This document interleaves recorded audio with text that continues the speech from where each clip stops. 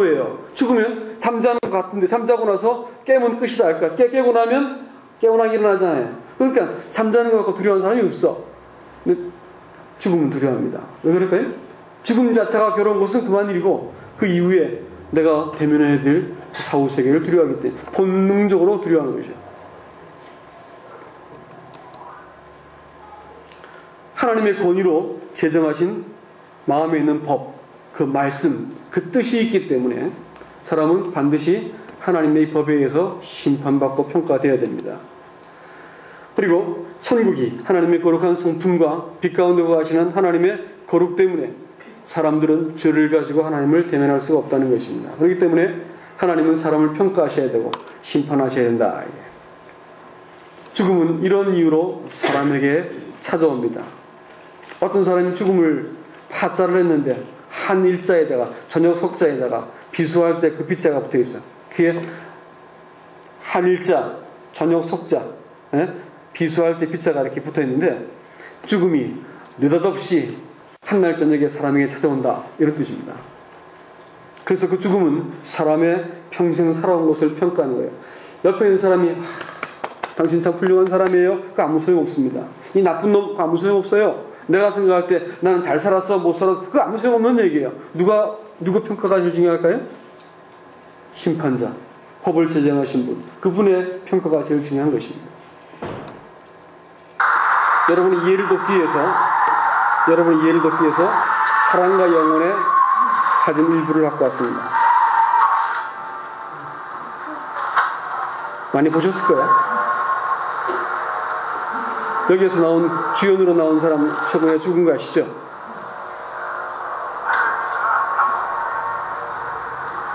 사람들은 공통적으로 임사체험을 경험한 사람들은 죽으면 자기의 모습을 위에서 내려다본다 했습니다.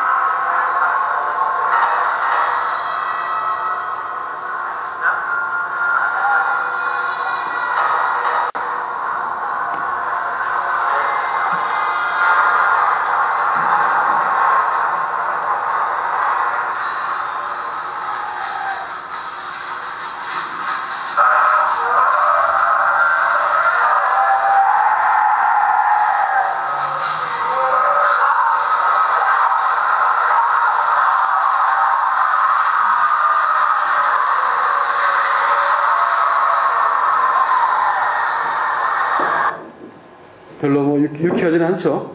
예. 사람이 삶이 현실인 것처럼 죽음도 현실입니다. 성경은 사람을 위해서 사람에게 이 세 종류의 죽음이 있다 이렇게 얘기하고 있습니다. 하나는 영적인 죽음이요, 또 하나는 육적인 죽음이요, 또 하나는 영원한 죽음이다. 영적인 죽음이라고 하는 것은 영이라고 하는 말 자체가 사람의 깊은 영혼의 내밀한 인격을 얘기할 때 영이라고 말하는 거예요.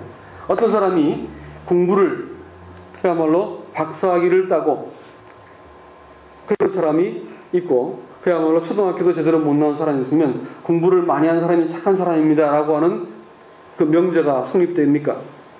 그렇지 않죠. 공부를 많이 하다가 착한 사람이 아니야. 성격이 급한 사람이 있고 성격이 느긋한 사람이 있어요. 급한 사람이 나쁜 놈 이렇게 하면 말 될까요? 그렇지 않죠. 이런 것들은 사람의 혼이라고 하는 드러난 인격을 보여주는 것이고 그 사람의 깊은 그 사람을 평가할 수 있는 내밀한 사람은 따로 있잖아요. 그렇죠? 그걸 영이라고 부르는 것입니다. 이 영은 하나님을 알아보고 삶의 목적과 가치와 방향을 결정하는 것이 영이 올시다. 근데 영적인 죽음을 맞을 것 같으면 사람이 삶의 목적도 방향도 가치도 다 무지하게 되어 있어요. 그래서 차를 탈 때 비행기를 탈 때 내가 어디 가는지 모르고 비행기를 타면 그럼 제정신이 아닌 사람이지 않습니까? 그렇죠? 차를 몰고 나갔는데 어디 가는지 모르겠다. 실현당했거나 뭐 이상한 일이 나간 사람이에요. 그렇지 않으면 그냥 차 몰고 나간 사람이 없지 않습니까? 근데 사람이 인생을 소모하면서 한 번밖에 없는 인생을 살아가는데 어디로 가느냐 이렇게 말하면 아무도 몰라. 왜 그럴까요? 영적으로 죽어서. 잠시 후에 육적인 죽음을 맞이할 건데 그때 하나님과 더불어 화해하지 못하고 죽음을 맞이하는 사람들은 영원한 죽음을 맞게 될 것입니다. 여러분께 질문을 하겠습니다. 여기 있는 이 꽃이 죽었을까요? 살았을까요? 죽었죠? 살았어요? 대답을 하세요. 죽었습니다. 왜 죽은 줄 아십니까? 뿌리에서 딱 떼낼 때 죽은 거예요. 예? 그럼 이게 죽었느냐? 아직까지 품위를 유지하고 있지 않습니까? 그죠? 얼마 안 남았어요, 여러분도. 예? 이게 25 딱 넘고 나면 화장하지 않으면 주름살을 가릴 수가 없어. 예? 여자들이 50대 가지고 화장하면 변장이라더라고.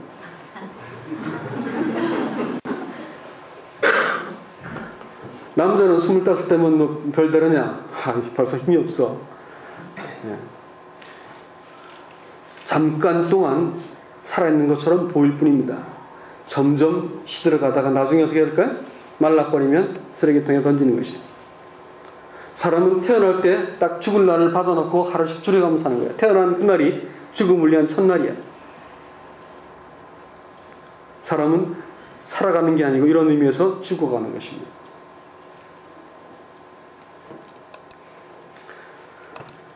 이걸 가지고 우리는 육적인 사망, 육체적인 죽음 이렇게 얘기합니다. 사망이라는 말의 문자적 의미가 뭐냐면 사나토스라고 하는 단어가 분리 이런 뜻입니다. 분리되다 이것이 사망이에요. 그러니까 육체와 영혼이 분리가 되면 뭐예요? 육체적인 사망입니다. 영이 사람 안에서 분리되면 뭐가 될까요? 영적 사망이 옵시다. 하나님과 영혼이 분리되는 건 뭘까요? 영원한 사망이요. 자, 좀 더 보겠습니다. 하나님이 노아의 홍수를 일으킬 때 그때 하신 말씀인데 여호와께서 이르시되 나의 영이 영원히 사람과 함께 하지 아니하리니 이는 그들의 육신이 되니라. 그러나 그들의 날은 120년이 되리라.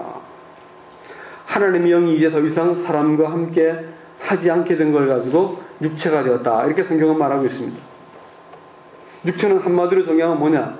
하나님의 영이 사람과 함께 거하지 않는 것이 육체다. 그러니까 사람들은 그때부터 무엇을 위해 사느냐? 육체를 위해서만 살게 되었어요. 영혼의 공허한 한 구석을 내버두고 사람들이 육체만을 위해서 살게 된 것이 인생이 되었다.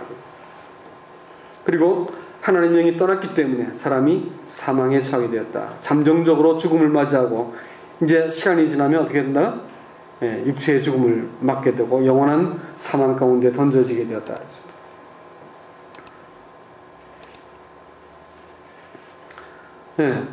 하나님과 분리된 사람은 필연 육체적인 분리를 앞두고 있고 마침내 육체가 영혼과 분리가 되면 사람은 이제 영원한 죽음에 던져지게 되는 것입니다. 이것이 영적인 사망의 결과라는 거 성경은 말하고 있죠. 그래서 저는 도대체 영적인 사망이 어떻게 시작됐는지를 여러분께 알려드리고자 합니다. 그것은 아담이라고 하는 첫사람이 하나님이 금하신 일들을 선택해서 했습니다. 동산각종 나무 열매는 내가 임의로 먹되 선악을 알게 하는 나무 열매는 먹지 말라. 내가 먹는 날에는 반드시 죽으리라. 왜 하나님은 곤충을 장전해가지고 안방에 내어두고 어린 나이가 잡아당기니까 사고가 났어. 그것 반에 하지 말랬지. 그래가지고 사람으로 하여금 헷갈리게 만들어 놓으셨습니까? 뭐 이런 사람이 있더라고요.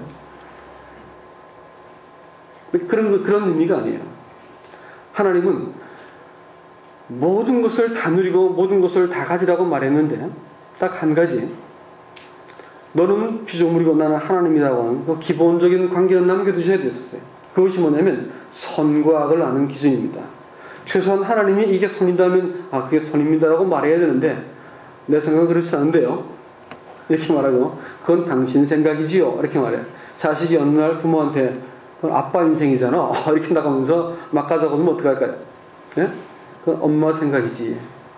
고리타분해. 이러고 더 이상 그 부모에 대해서 뭐 잘못한 건 괜찮은데 당신 또 막 가면서 네가 내 애비냐? 이렇게 했다 이게야. 딴 얘기는 다 통하는데 그런 얘기는 해서 안 되는 얘기죠. 그렇죠? 그런 것은 이 어떤 선을 넘어가 버린 것입니다. 자기 생각, 자기 뜻을 위해서 하나님 창조자의 권위를 무시할 수 있다 할 것 같으면 그것은 어떤 선을 넘어가 버린 것입니다. 선악을 안다는 것이 그런 것이에요. 선택이 주어지지 않으면